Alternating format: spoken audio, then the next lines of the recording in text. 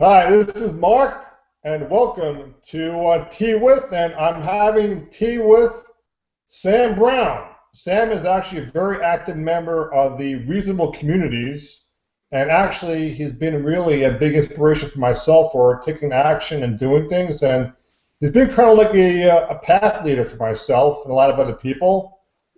Sam, why don't you go ahead and say hello to everybody and introduce yourself? Hey, this is Sam Brown signing in from Tallahassee, Florida, and I'm really pumped to be here, Mark. Thank you very much for having me on your show. It's been a long time coming, but I'm really excited to be here, man. I love what you do, and it's an honor to be a part of a cool show.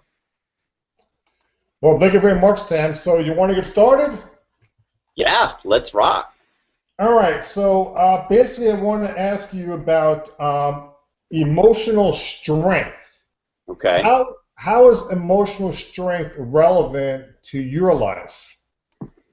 Wow, right off the bat, that's a real piercing question because I think for those of you that may or may not know, I've been kind of in the personal development realm for a very long time. It's only in the past literally a year since I met Tom that I really began, I guess, living through a lot of the stuff that I've already learned through the years. And emotional stability, emotional strength is one of those very first things that when I was younger I was looking for. I always referred to it kind of as an anchor, because some days I'd feel great, I'd be going gangbusters, and then some days I'd feel like crap, and I kind of felt like was on this emotional roller coaster a lot, and I always was looking for an anchor. And for me, I thought that was a positive mental attitude and using enthusiasm and kind of living through those emotions. And so emotional strength is a really integral part of how I experience life, and I like to stay on the positive side of things. Of course, it's not perfect, and emotions are very much like the tides of the sea. They naturally flow in and out. But I've found that the more awareness that you have, the more ability you have to kind of control those tides, so to speak. So emotional strength is it's one of our powerhouses it's one of the dynamos of our human powerhouses, and a lot of people. And it's funny too because emotions can be very reactive. You're in traffic and someone cuts you off, and you get all pissed off, and you get hot under the collar. But it takes a real talent to be able to take charge of those emotions. So I think it's probably one of the fundamental skills that should be taught in elementary school, but a lot of people go their whole lives without ever even learning it. That's a great answer, and I like the way we're just going right into this. Sam, um, tell me about like feminine energies and if that relates to it at all. Hmm. Yeah, I think, and this is really interesting for me, Mark. I've always really admired you have a kind of a deep knowledge of this, kind of this esoteric aspect of this field with the crystals and the energies and stuff like that. And I'm a little bit ignorant in it, but I love learning about that kind of stuff. I think it's fascinating, and I think that uh, I guess stereotypically, I guess feminine energy is maybe a little bit more plugged in with emotion, where masculine energy may be a little bit more plugged in with physicality. But I think that kind of duality exists in all of us. We all are mother, father. We all have the ability to think through our emotions or think through our body. And so I think that I definitely love me some feminine energy. So I think it's a good way to channel some of the softer sides of the human psyche. And if there's anything I've learned from being married, guys, I've been married for 11 years now. If there's anything I learned about being married, it is that it definitely a woman can have a unique effect on a man. We'll just put it that way. I definitely hear you. And Sam, what about releasing stress? Release. How do you release stress? Oh man. First off, I gotta know what you're doing over there. You're like, I'm talking, and you're over there like a mad scientist, like doing something. I can see like the chemical reactions going over there as you're mixing. But yeah, man, it's releasing stress for me. I've always been a very physical person, and so for me, it's a critical part of my daily practice to release stress. And for me, that's physical exercise. It certainly it can be achieved in a lot of ways, and a lot of people have different ways they stress. Some people just decompress by chilling out after work or watching some TV or whatever. But for me personally, I have my garage is called the Thunderdome. Love that. And so, right. In fact, after this show, my little guy goes down at 8, and about 8:30 to about 10 or so, I'm in the Thunderdome, just exercising. And for me, it's a huge. It's a way I get a ton of downloads when I exercise. For some reason, like whenever I'm not focusing on a task, I get a lot of downloads. And I don't know if you've experienced this. Like if you're driving or if you're doing something that requires a little bit of very little high-level thought. I'm not like doing a Rubik's cube or something like that. I tend to get a lot of downloads, and so I spend my time exercising. I listen to tapes. Sometimes I spend like 2.5 hours in there because I'll just be like pacing back and forth, just kind of thinking about ideas. So, stress relief is a big part of what I enjoy, and it's why I try to exercise very often. Sam, how do you emanate vivaciousness and good humor? I mean, this is a great example of the sausage machine. I think, and it's funny, I've talked a little bit with Tom about this, but I think everybody kind of has their go-to states. You know what I mean? Like a state of mind. Some people are just naturally very chill. Some people are naturally very class clownish, that kind of thing. And I think for me, one of my main go-to emotions is enthusiasm. And so, enthusiasm is such a juice of life, because I really do think that it's one of the most powerful emotions that we can experience, because from a state of enthusiasm, you can create almost anything, whether it's trying to chase down a person you're attracted to, or if you're trying to achieve something in your business life. If you approach it from an angle of being enthusiastic, I think it just makes everything a lot better. And for me, it's kind of like my go-to emotion. I'm a little bit I get fired up, man, and it's easy. It's right under the surface, pretty much no matter where I'm at, that I can channel that kind of vivaciousness, and that's just the life kind of radiating out of people, and it's a big part of my personal magnetism, and I don't mean that from a braggadocious standpoint. It's just that people's psyche a lot of times, if you're happy and excited and feel alive, you're going to attract those kind of people to you and those kind of situations to you. So I think it's a very big part of my personality and what I try to achieve in the sausage machine, because nobody wakes up. Yeah, well, I mean, some people probably do, but man, I wake up and I'm just like everybody else. I got to go to work. I got to get everything ready and all that kind of stuff. But it's something that I try to, as soon as possible, become aware of just how exciting things are, and it jazzes me. I really enjoy it. Sam, how do you make your home or work environment a pleasant and serene atmosphere? Mark, I got to know where do you get these questions? These are great questions. I mean, you're like made for this right here. You're like you're a natural at hosting, because these are serious, like, great questions, better than like late night television asks. My work environment, I'm not a clean freak, but I like stuff a little tidy. That's probably my left brain background. I have an engineering background, so I appreciate order and symmetry and all that kind of stuff. And my work environment is just kind of, I don't have any pictures of anything or family or anything like that. It just kind of is what it is. My home environment, I like to, I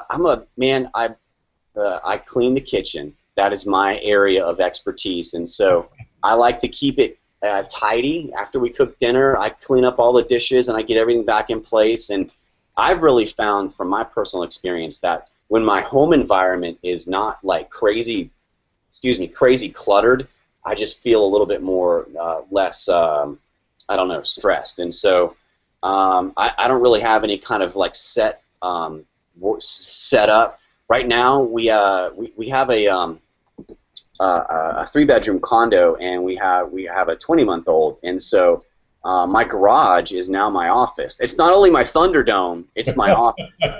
And so I've got a table in there, and it's awesome too because Mark, you've experienced this. We're in Florida in the summer. Good gracious, it is hot. And so I'll be in there. I'll be in there at night. You'll think about me tonight around midnight. I'll be in there behind my computer working, and I'll just be like sweating because it's so hot in there. So I guess the short answer is I just try to keep. For me personally, I like things a little bit not cluttered, uncluttered, if that's a word. I think that's a word. So Sam, these words have come up, and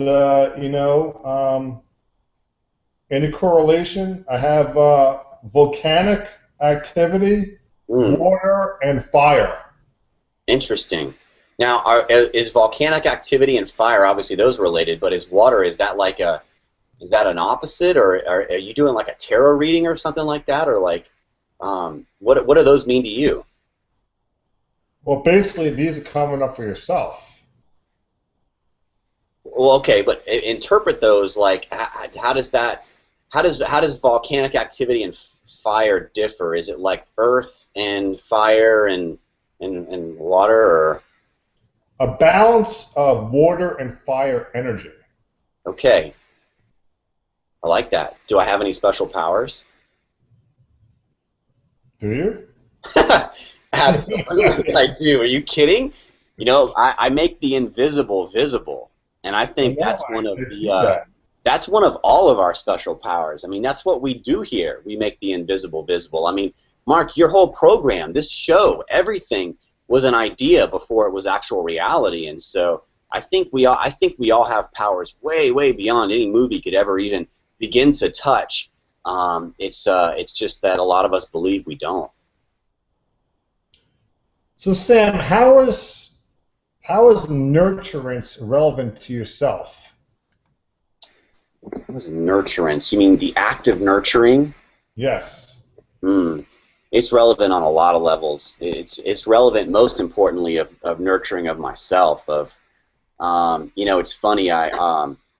Ever since I started applying the big 3 on a daily basis, probably last October-ish or something, when I really got in tune with Tom's stuff, when I use the metaphor of the script, it allows me to nurture myself because I don't spend so much time beating myself up because I'm not a gajillionaire and king of the world or anything like that. And so nurturing myself is one of the most I think even the people that are most kind to everyone around them, sometimes they leave themselves out of that. And so I'm very nurturing to myself.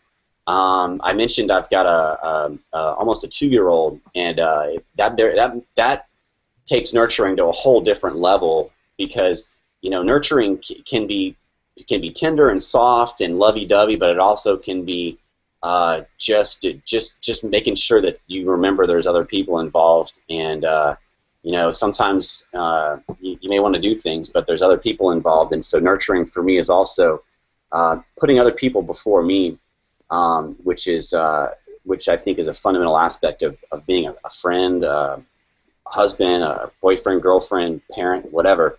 And so I think a nurturing energy is really critical because we all need that. We all human beings, we're very social creatures. I think there's been studies where people have been lost in like caves and stuff like that, and they just go batty because they have no human interaction. So I think nurturing is one of the most fundamental.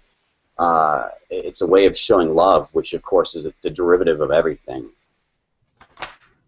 Sam, this might be a tough question, whatever, but I know you divulged about before, but how do you keep calm when you're experiencing excessive fear and diffuse explosive energy? Hmm. I think that this is and this is something that I work on because it's not a perfect process, but the keeping the calm, to be honest with you, is because of the personal relationship that I have with spirit, and I understand that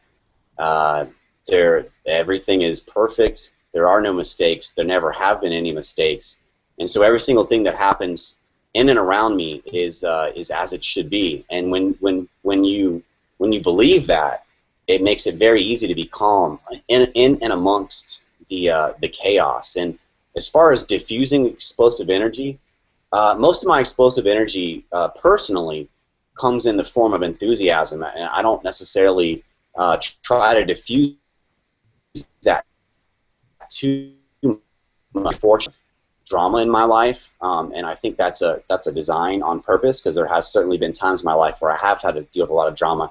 So I don't necessarily, when I think of explosive energy, it almost, to me, is almost like a conflict between folks, and I don't necessarily really have that in my life in any major way. Of course, everybody goes through periods where they have conflict with the person they live with, or with someone at work, or something like that.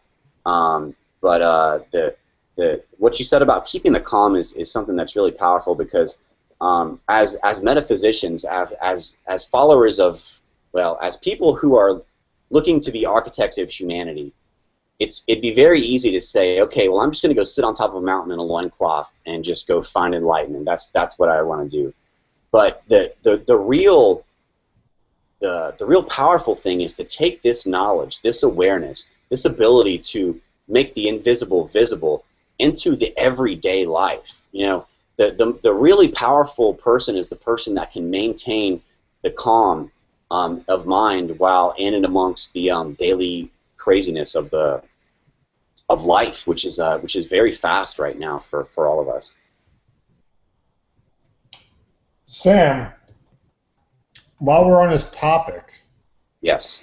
How do you release those energetic knots that cause stress? Foam rolling. I'm just kidding. For those of you that know, there's this thing called a foam roller, and it's just this big cylinder, and it's a technique for myofascial release. You can basically give yourself a Swedish massage at home, and you can roll out knots and stuff like that. But I don't necessarily find myself having a lot of knots, and so I guess the fundamental way that I release energy is through intensive exercise, and for me that's a regenerative process, because yet you're expending all this energy, but after I do it, I feel great and revived, like I've had a great nap or something like that. Interesting. Do you consider yourself a caretaker?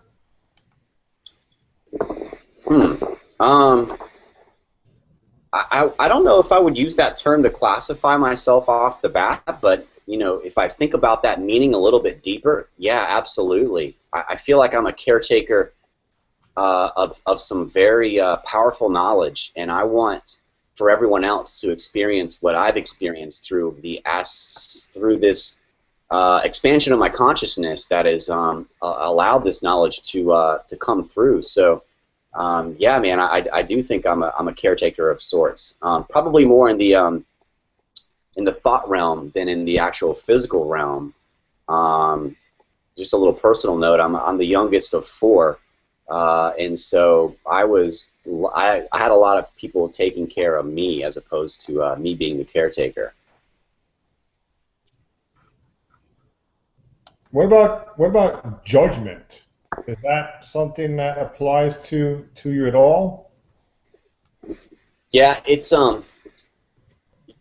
judgment is one of those things that I work on, because I find that it's, I'm just walking down.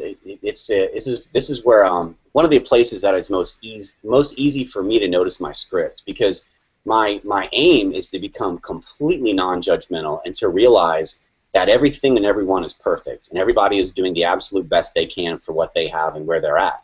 But what I've found in my experience is that my script automatically, I mean, I'm just walking down the street and you see somebody and you just start judging them. And I think that's a result of, at some point it becomes, I mean, obviously if you had no judgment, it could be very dangerous for you. For example, if you're walking down the street and there's a tiger right there, you know, you may want to judge, like, yeah, I don't know if I want to walk down the street and see that. But for me, judgmentalism is false thinking.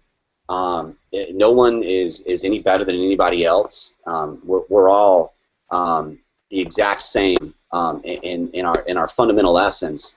And for me, it's I have these things that I call my script trampolines.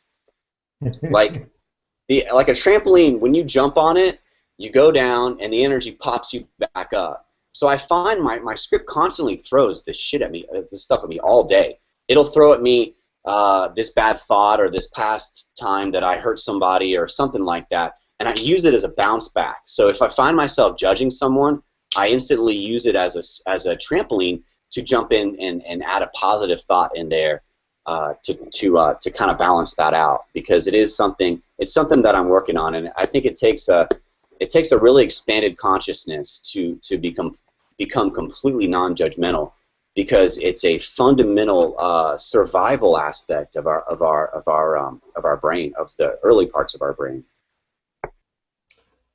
So tell us about communication. Man, communication is a huge one. Personally, I love communicating, and you're probably this way too. But people, you know, like for example, public speaking is people's like number 2 fear behind like being eaten by sharks or drawn and quartered by horses or something ridiculous like that. I mean, I get a real kick out of public speaking, and I love doing it. Haven't had a lot of opportunities to do it. I did some years ago in a capacity that I was in. But communication is critically important, because if you can't, you could be the most smartest individual in the entire planet, but if you cannot communicate that idea to somebody, it doesn't have any value.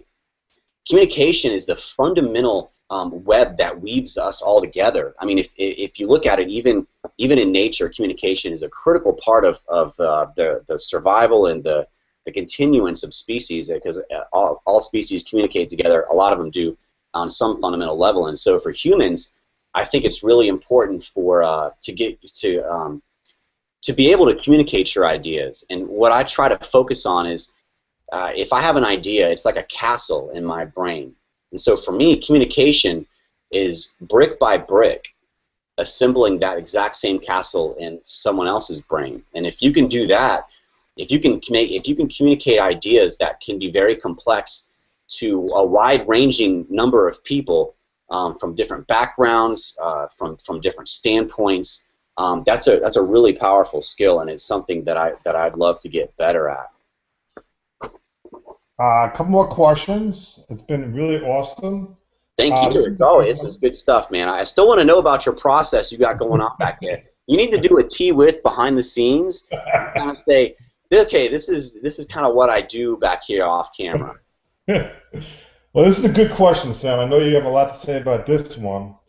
How are you manifesting your highest purpose in life? I'm totally not. How am I manifesting my highest purpose? It's man, that's a really powerful question. That's a really powerful question. How I'm manifesting is in a lot of different ways. By the way, what tea are you drinking tonight? I'm drinking, actually, it's a raspberry green tea. Ooh. So manifesting my highest self. Well, to be honest with you, it hasn't been until relatively recently that I've had a vision for my highest self. So once that was set, every single day I've been manifesting a little bit more and a little bit more of it.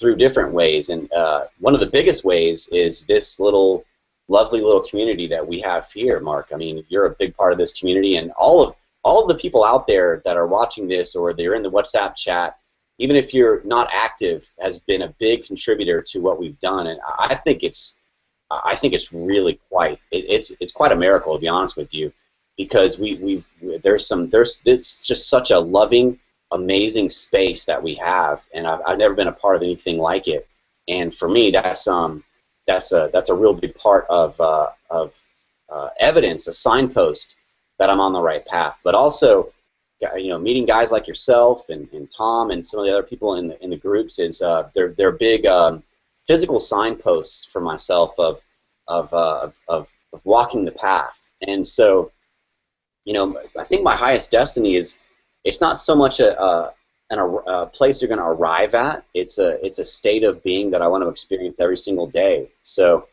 if I had one wish, it would be just to become a little bit more like myself every single day. That's awesome. That's definitely a true answer. Anybody can answer that answer. That's a true answer. I'm gonna read you an affirmation that I think you relate to, and if it is relatable, please expand upon it. Okay. And I'll read it twice because it might be a little long, but this, I think, describes Sam. It says, "I am cool, calm, and serene, yet fully in touch with my feminine power, and I clearly communicate my wisdom and my desires." I'll say it again. "I'm cool, calm, and serene, yet fully in touch with my feminine power, and I clearly communicate my wisdom and my desires." I mean, that's an awesome affirmation. You're gonna have to WhatsApp chat me that affirmation, because that's something that I'd like to become more like. I'd like to become more of that. But yeah, I think one of my things in my personal 13x4 is poise, and it's something that I talk a little bit about in the chats, but it's something that I think about a lot, because it's the culmination of just peace and power, and just the peace of knowing that you are walking the path, and that brings a lot of power into my life. And so the combination of those two for me is poise, and it's something that it's like an internal sanctuary. No matter where I'm at, no matter how crazy life is around me, it can go there pretty quickly, and it's a calming energy for me, but it's also a calming energy for those around me too, I think, because in the middle of a crisis, you can very calmly take care of things and do things. And the other part of that is communicating is definitely a real big part of my life. I want every single person to experience the same kind of joy that I've received just from beginning to study some of this stuff and really practice applying my awareness to making my life better, because it's been a really just an amazing experience. And so if I can just help one person find a little nugget within themselves, because that's the real key for communication. I can't be enthusiastic for you. I can't grow for you. But if I can fan that flame that burns within all of us, sometimes it's very dim, sometimes it's raging. If I can fan that flame just a little bit with communication, then I feel like that's the least I can do to repay the universe for everything that I've been given. That's awesome. And one couple of things that came up that might be relevant, but are you aware of any self-imposed blockages, constraints, or any signs of self-sabotaging? Not at the moment, but I have had periods of my life where there has been self-sabotage and blocking, and really what that comes from is just a lack of belief, a lack of, the only true limitation that we experience is those which we believe in. And for there's been times in my life, years and years and years and years ago, where I was in a bad place. I wasn't doing what I wanted to do, and it was a really a really negative spot to be in, and so I think that you can make that worse. You can self-sabotage by using the sausage machine in a negative way, where you're putting in this is BS. I deserve better than this. All of the emotions of lack, and that comes from a scarcity mindset. And it's only been really recently that I've begun to understand why an abundance mindset is so important. It's not just some goody-goody way to be. It's a very critical part of growing to your full potential, because if you believe in any sort of scarcity or lack, it's going to show up in your life in some way, shape, or form. And so, for me, fortunately for myself, I haven't been self-sabotaging anytime recently, but it's something that I think we have all experienced at some point or another, or may experience in the future. And Sam, how are you going with the flow? It's just trusting and knowing. More than trusting, it's just knowing. When I go with the flow, I expect. I mean, with a capital E, I expect things to go well, and I jump, and I don't care if there's going to be a net to catch me, because I expect there will be. And so, for me, flow really comes from and to me, expectation. For me personally, expectation is like belief on steroids. But belief can almost be, of course, it's critical and it's very powerful. Belief is to me, kind of passive. It just kind of is a thing.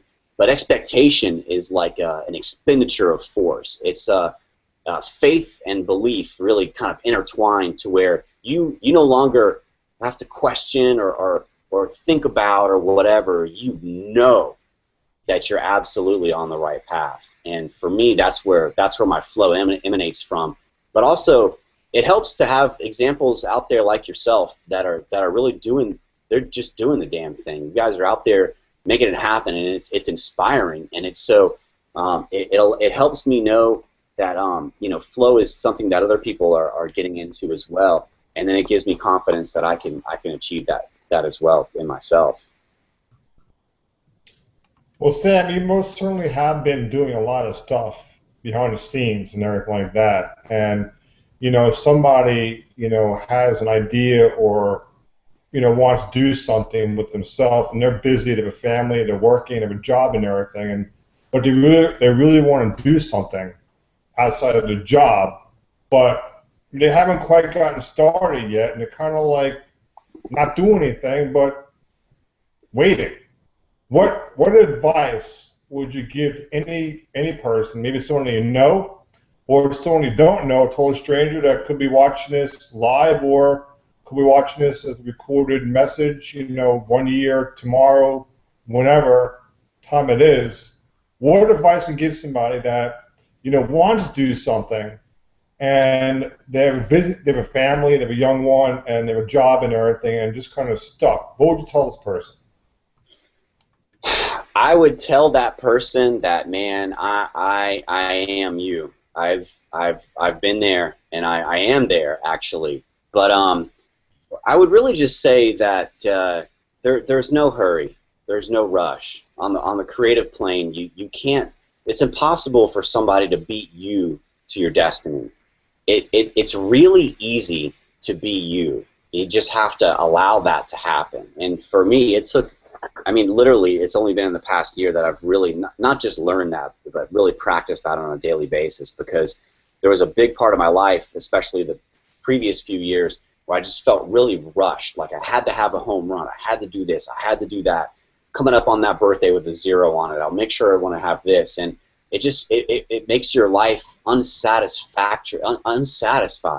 and that feeling of unsatisfaction is what you're putting into the sausage machine, and it's exactly what you get out. And so I would really just offer to that person that if you think that there's something big out there that you want to do, you just don't know what it is, that's all it takes. It's just that one little flame inside you that says, I know there's something else to this. I know it's out there. And so what I would encourage you to do is to just immerse yourself with the thought into your sausage machine that I know there's something big out there for me, and it's going to come right when it needs to. And just wait with perfect faith. That we talked about poise a little bit earlier. The person that can look into the future with perfect calm and have put absolute zero focus on the past and just comfortably wait in the present and wait for the universe to do its thing, you're going to manifest your brains out, because that is the kind of consciousness that the universe really, really likes and will definitely use. And so I would encourage you that if there's even just an inclination, just a tiny little bit of like, I think I could do something big, then that's all it takes. That is the seed in you that has been passed down for thousands and hundreds of thousands of generations between humans, and it's the reason that's the exact same seed that Albert Einstein used to discover more about the universe on the back of an envelope through mathematics than most astronomers did. That's the exact same seed that Abraham Lincoln used to steer the United States through one of the most difficult times in our history. That's the exact same seed that has been passed down through human beings, and it's there, whether you use it or not. But it definitely takes an initial desire to begin to kind of get that stirring. I would encourage you to go read the Science of Getting Rich. Go read Wallace Wattles. Go read The Science of Being Great. And books are only as good as they're only tools. They're a means to an end. They're not going to just change you all of a sudden. But when you begin to open your consciousness up to some new thought ideas, you'll begin to see some different things change, and before you know it, you'll wake up in a world that is vastly different than you thought you were in previously. And so I would just say, have fun, man. Life's supposed to be about fun. It's not supposed to be about fun. It is fun. And if you treat it like a child approaches life, then you'll find that fun too. And keep nurturing that flame. Keep fanning it. Just fan it with there's something out there. There's something out there, and before you know it, you'll get an intuition. Something will pop in your brain. It's like, I wonder. Oh wow, this would be so cool to do this, and those are the things that you act upon. And before you know it, you'll start having lots of those ideas, and then when you begin connecting the action with the desire, you'll start seeing some really cool stuff happen in your life. And I applaud you, because you're on a journey that a lot of people have gone on, and it's the most rewarding journey you'll ever go on. And so follow it, even if it seems illogical. Even if you got a mortgage and a kid. Now I'm not saying jump off and go join the circus and stuff like that. You definitely, there's something to be said for being prudent. But at the same time, don't dare to dream, because that's what our imagination is one of our most powerful qualities. So dare to use it. Gosh, that was most awesome, Sam. And I have to say, I love the depth of your answers and the connection you have with yourself. And I'll have to say that you are very genuine in terms of your delivery of everything. And it's been a very awesome episode of Tea with Sam. So we're going to sign off. And Sam, do you have any last word to say to everybody? Yeah, I just want to say I am so excited to be a part of this group and to just be surrounded by such amazing beings as you all out there. You guys are really inspiring what you're doing, and I hope to be on the show again. And in fact, I've nobody can have this. I've sectioned off midnight on New Year's Eve for Tea With. Now, if Mark's out and about doing his thing, fine. I get the first Tea With of the new year. So none of y'all go after that spot. That's my hopefully if his team can get me on, because I know it's tough to get on this show. I mean, tough fight. We got people fighting for it. I know, man. It's you better grab your slots quick, because when Mark gets nationally syndicated, it's going to be really, really tough to get on. So you may as well jump on board now. But yeah, thank you. Appreciate you having me on. Thank you, Sam. And we're going to sign off, and this is Tea with Sam. Thank you. Thank you.